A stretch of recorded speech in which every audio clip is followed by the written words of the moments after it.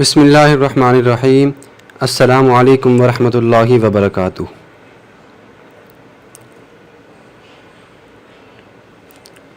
جی پیارے بچوں، کیسے ہیں آپ سب؟ امید کرتے ہیں کہ آپ سب اللہ تعالیٰ کے فضل و کرم سے ٹھیک ٹھاک ہوں گے اور خوش ہوں گے۔ آج ہماری سبق نمبر فتح مکہ، سبق نام فتح مکہ، باب نمبر 2 جو ہم نے شروع کیا ہوا تھا، اس کی 2 ویڈیوز 2 لیکچر ہو چکے تھے۔ آج اس کی تیسری کلاس ہے۔ اس سے پہلے ہم نے پڑھا تھا فتح مکہ کا پس منظر اور اسلامی لشکر کی مکہ مکرمہ کی طرف پیش قدمی۔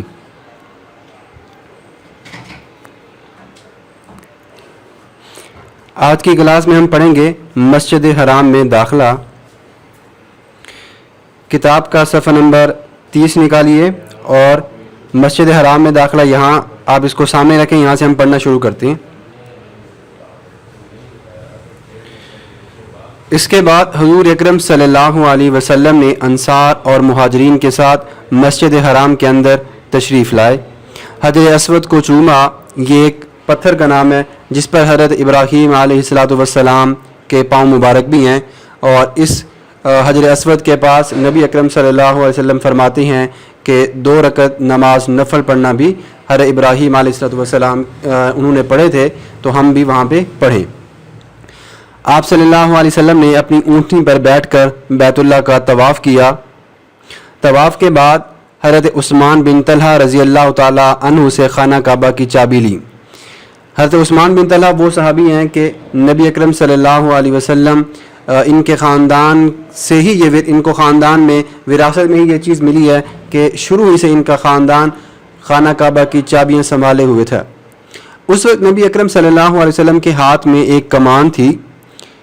کمان ہوتی ہے ایک طرح کی، جیسے آپ چھڑی اس کو لگا لیں تلوار کی طرح، یہ، اور بیت اللہ کے اندر تقریباً 360 بت رکھے ہوئے تھے۔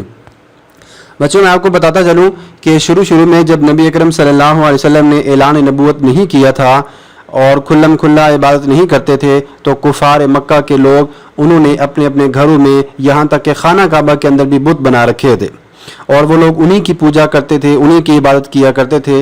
لیکن جب اللہ کے رسول صلی اللہ علیہ وسلم آئے، آپ پر وحی نازل ہوئی، آپ پر بعثت کا دور نازل ہوا، تو آپ صلی اللہ علیہ وسلم کو حکم ہوا کہ اعلان تبلیغ کرو۔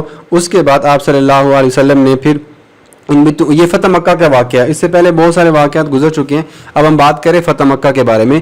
تو آپ کو بتاتا چلوں کہ فتح مکہ کے اندر اس وقت 360 بت رکھے ہوئے تھے۔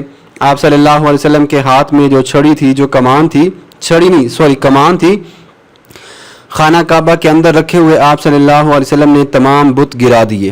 آپ صلی اللہ علیہ وسلم بتوں کو ٹھوکر مارتے جاتے تھے اور کہتے جاتے تھے، قرآن پاک کی آیت مبارکہ ہے، اللہ تعالیٰ نے فرمایا بسم اللہ الرحمن الرحیم، جاء الحق وزہق الباطل ان الباطل کان زہوقا۔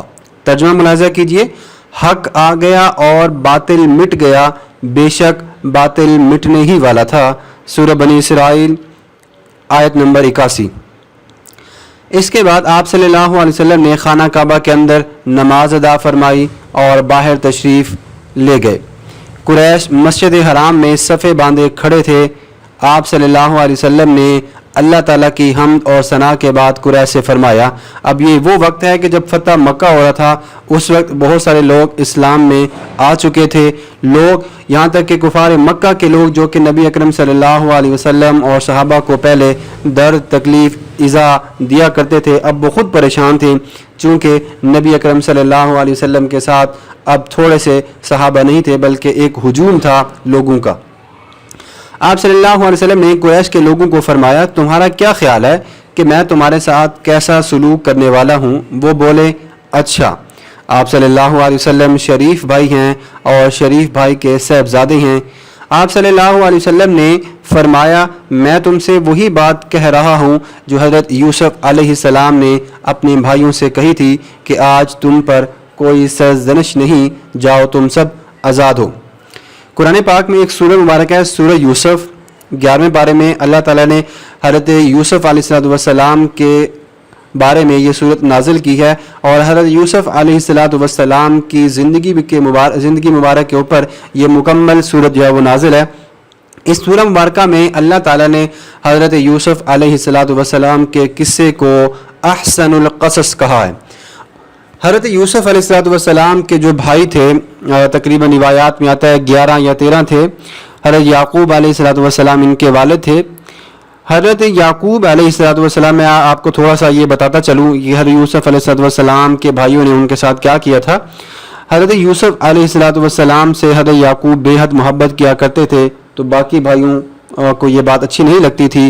वो जलश में आ गए, वो हसद में आ गए। इसलिए उन लोगों ने मंसूबा बनाया। एक मरतबा वो हज़रत यूसुफ़ अलैहिस्सलाम को खेलने के मैदान में ले गए और वहाँ पे जाकर उनको उनके बारे में तरह तरह की बातें करने लगे। किसी भाई ने कहा कि इसको कुएं में डाल देती हैं, किसी ने कहा कि इसको मार देती हैं, तरह तरह की बातें होने लगे। आखिरकार उन भाइयों ने क्या काम किया कि हज़रत यूसुफ़ अलैहिस्सलाम को कुएं में फेंक कर वापस चले गए और एक भेड़िए को मारने के बाद जो है यूसुफ़ अलैहिस्सलाम की कमीज़ थी उसको खून में रंगा और अपने बाप के सामने पेश कर दी। हज़रत याकूब अलैहिस्सलाम को तो पहले से ही पता था कि ये सब होने वाला है। बहरहाल वो चुप रहे। ये सिलसिला चलता रहा, साल यूं ही गुजरते रहे। हज़रत यूसुफ़ अलैहिस्सलाम मिस्र के जब बादशाह बने, यूं ही वाक़यात गुजरते चले गए। भाई उनके जब बूढ़े हो गए और मिस्र के अंदर जब कहत पड़ा, तो उस वक्त की ये वाक़यात हैं जब वो सारे भाई हज़रत यूसुफ़ अलैहिस्सलाम के सामने हाज़िर हुए थे। तो हज़रत यूसुफ़ अलैहिस्सलाम ने भी अपने भाइयों से यही कहा था कि आज तुम पर कोई सरजनिश नहीं, जाओ तुम सब आज़ाद हो। ये वाक़या बड़ी तफसील के साथ है। अगर आप इसको पढ़ना चाहते हैं तो आप कुरान पाक में सूरह यूसुफ़ 11 पारा नंबर 11 में आप इसको मुकम्मल तफसील के साथ पढ़ सकते हैं। हम सबक की तरफ आगे बढ़ते हैं। इस मौके पर नबी अकरम सल्लल्लाहु अलैहि वसल्लम ने फ़तह मक्का के मौके पर, जैसा कि आपको बताया कि हज़रत यूसुफ़ ने भी यही काम किया था, इस मौके पर आप सल्लल्लाहु अलैहि वसल्लम ने अफ़ू व दरगुज़र से काम लेते हुए कुरैश मक्का को माफ़ कर दिया। हालांकि कुरैश मक्का ने जितनी तकालीफ़ आप सल्लल्लाहु अलैहि वसल्लम को दी शायद ही आप तसव्वुर कर सकते हों। बल्कि हदीस मुबारक में तो यहाँ तक आता है, नबी अकरम सल्लल्लाहु अलैहि वसल्लम फरमाते हैं कि जितना मुझे सताया गया है, जितनी तकालीफ़ मुझे दी गई हैं, इतना शायद ही मुझसे पहले किसी पैगम्बर को सताया गया हो या तकलीफ़ें दी गई हों। आप सल्लल्लाहु अलैहि वसल्लम ने खाना काबा को तमाम बुतों से पाक कर दिया। आप सल्लल्लाहु अलैहि वसल्लम के अफ़ू व दरगुज़र और रहमदिली से कुरैश मक्का भी ईमान ले आए। बहुत सारे लोग जो है वो मुसलमान होते चले गए।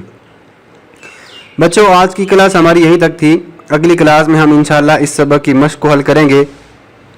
तब तक आप इस सबक को अच्छे से समझें और पढ़ें। लिखने वाला काम भी आपको बाद में दिया जाएगा, इसलिए सवाल करने से वो सवाल करें कि आपको सबक की समझ नहीं आई। बाकी लिखने वाला जो काम है वो आपको इंशाअल्लाह अगली क्लास में तफसील के साथ बता दिया जाएगा आपको काम क्या करना है। अब ये सबक आज का हमारा यहीं तक था। इसमें आपने मस्जिद हराम में दाखिला ये हमने पढ़ा है, इसको आपने अच्छे से देखना है। इसमें जो जो सवालात आते हैं आप उसको ढूंढें, उसको देखें कि कौन से सवालात बन सकते हैं, आप उसको याद करें। लेकिन अगर आपको समझ नहीं आती तो घबराने की ज़रूरत नहीं है। हम इंशाअल्लाह अगली क्लास में इसके तफसीली जवाबात, मुख्तसर जवाबात और मुकम्मल मश्क को हल करेंगे। तब तक अपना बहुत सारा ख्याल रखिएगा। इस वीडियो को, इस क्लास को दोबारा देखिएगा। समझ नहीं आई हो तो फिर भी आप सवाल पूछ सकते हैं। अपना बहुत सारा ख्याल रखिएगा। अल्लाह निगहबान।